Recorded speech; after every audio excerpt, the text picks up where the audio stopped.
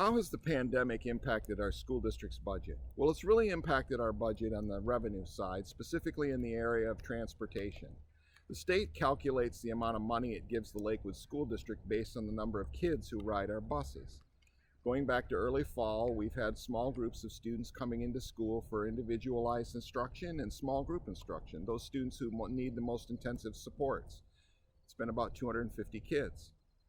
But the state has only counted those students as riders, which means our funding has decreased. The problem is that it costs us the same amount of money to run a bus for 10 kids as it does for 60.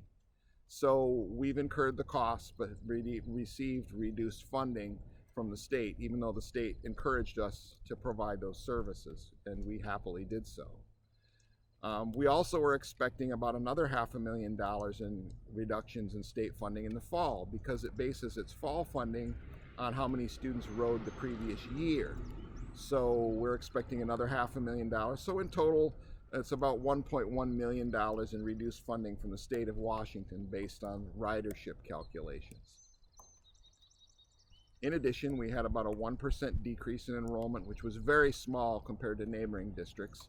It's about 25 students. That led to another $250,000 less in state funding than we were anticipating this year.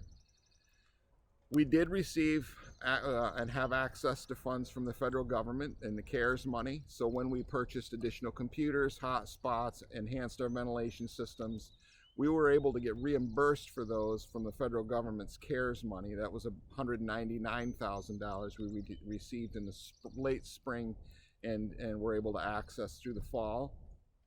We have claimed all the money that was available to us due to the increased costs of providing for equipment and PPE for our staff and students. We are anticipating another $724,000 in ESSER II funds that we will have access to from the federal government as well, and that's coming in hopefully the next few months. So again, like the CARES money, we can only claim that money. It's not money that comes to our budget.